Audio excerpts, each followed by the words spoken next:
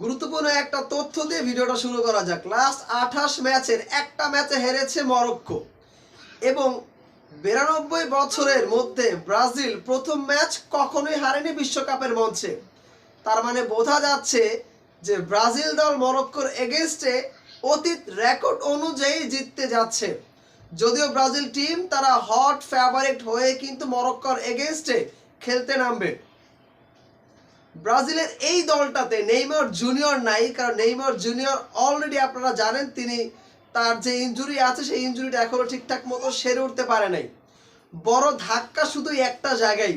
তবে আশার বাণী ভিনিসিয়াস জুনিয়র, রদ্রিগো, রাফিনিয়া তারা কিন্তু মূল ভরসার জায়গা ব্রাজিল টিমের। এছাড়াও রাইট ব্যাকে কিন্তু ব্রাজিলের দানিগর তিনি কিন্তু আসলে অথবা মিলতাও তারা কিন্তু এসেছে। সো এই জায়গাটাতে ব্রাজিলের রক্ষণ ভাগটা কিন্তু খুব শক্তপোক্ত। ব্রাজিল যে কোনো দলের এগেইনস্টে তাদের এই রক্ষণ ভাগটা খুব ভালো মতোই কাজ করবে। প্রশ্নের জায়গা হচ্ছে মরক্কো এই টিমটা কি ব্রাজিলের সাথে পেরে উঠবে কিনা। দেখেন, ফুটবল গৌরব অনিশ্চয়তার খেলা, এটা 2-4-5 সেকেন্ডের মধ্যে যে কোনো কিছু কিন্তু ঘটে যেতে পারে। তবে মরক্কোকে ছোট করে দেখার কিচ্ছু নাই, কারণ আশরাফ হাকিমি তিনি যে পরিমাণে দুর্দান্ত ফর্মে আছেন, এছাড়াও ব্রাহিম তারা কিন্তু রয়েছেন, দিয়াজল তারা কিন্তু অনেক বেশি ফর্মে রয়েছেন মরক্কোর হয়ে। এবং এই টিমটা যে কোনো দলকে হারানোর কিন্তু একটা সুযোগ তাদের হাতে রয়েছে। ব্রাজিল এবং মরক্কো মুখোমুখিটা 4 বার হয়েছে। বিশ্বকাপের মঞ্চে একবারই মুখোমুখি হয়েছে 1998 সালে, যেখানে ব্রাজিল একেবারে বুক চিতিয়ে জিতেছিল, 3-0 ব্যবধানে জিতেছে। অবশ্য ফিফা ফ্রেন্ডলি ম্যাচে মরক্কোর সাথে ব্রাজিল একটা ম্যাচ হেরেছে এবং একটা ম্যাচ ড্র হয়েছে। তবে বিশ্বকাপের মঞ্চে যখন কোনো দল প্রতিপক্ষ খেলতে নামে, আসলে তাদের রিসেন্ট ফর্মটা কিন্তু খুব বেশি ভ্যালিড হয়। সো সেই জায়গা থেকে চিন্তা করলে মরক্কোকে আসলে ব্রাজিল যদি ছোট করে দেখে, আমার কাছে মনে হয় এই জায়গাটাতে তারা ভুল করবে। কারণ মরক্কোর মধ্যেও কিন্তু বিশ্বমানের ফুটবলার রয়েছে যারা আসলে যে কোনো সময় ম্যাচের মোমেন্টামটাকে চেঞ্জ করতে পারে। ব্রাজিল দল হেক্সা মিশনে রাতে মাঠে নামছে। প্রায় 24টা বছর ধরে ব্রাজিল একটা কাপের জন্য মানে খুব বেশি চেষ্টা করছে, কিন্তু ব্রাজিল কাপের ধারের কাছেও আসলে যেতে পারছে না। তবে এইবার নেইমার জুনিয়র তিনি বলেছেন যে কোনো মূল্যই হোক কাপটা আসলে তারা তাদের ঘরে তুলবে।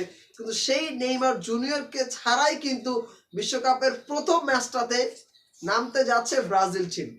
ব্রাজিলের আমি আবারও প্রথম থেকেই বলেছিলাম যে ভিনিসিয়াস জুনিয়র, রদ্রিগো, রাফিনিয়া তারা কিন্তু, কাসেমিরো, গ্যাব্রিয়েল তারা কিন্তু অনেক বেশি ডিপেন্ডেবল ব্রাজিল এই টিমটাতে, এবং তারা যে কোনো সময় ম্যাচের মোমেন্টামটাকে ঘোরাতে পারে। এবং এই দলটা মরক্কোর এগেইনস্টে কতটুকু ভালো খেলবে সেটা কিন্তু আসলে নির্ভর করছে তারা যে টাচে আছে কিংবা তারা যে ধরনের ফুটবল খেলাটা এতদিন পর্যন্ত খেলে এসেছে সেদিক থেকে একটু বোঝা যায়। এছাড়াও কিন্তু পানামার এগেইনস্টে ব্রাজিল খুব ভালো একটা ফুটবল উপহার দিয়েছে ব্রাজিল টিমটাকে।